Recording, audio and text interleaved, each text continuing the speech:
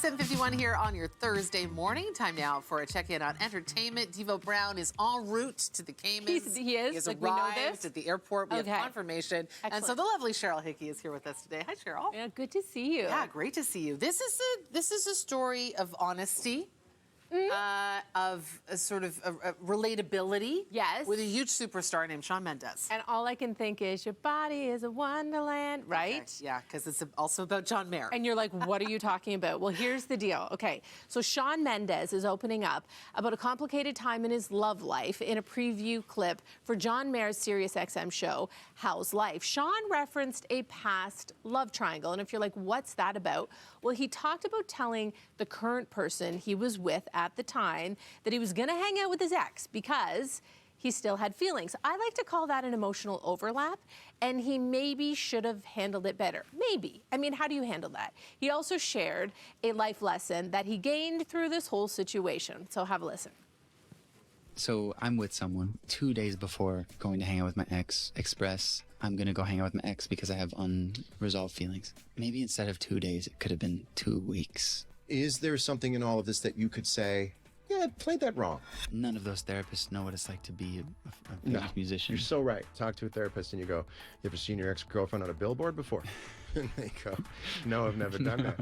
I go, let me tell you, it's a weird 2 weeks. The biggest lesson I've learned is no one gets out of this life without getting hurt, and no one gets out of this life without hurting someone. How about that?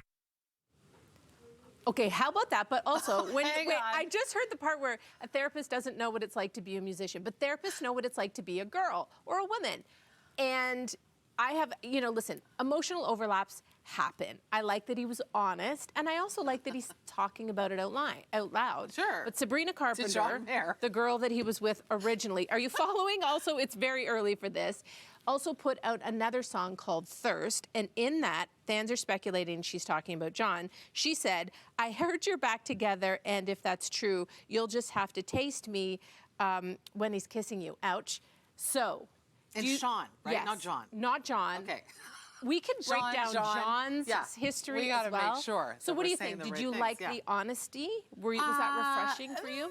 Yes. You know what? Honesty is always refreshing when it comes out of the mouth of a celebrity. I think there's a lot of pressure to say a certain thing. So for him to be able to show up vulnerably in that way is good. Yeah, I didn't like the my therapist, many therapists don't understand me part. They lost me there a little bit.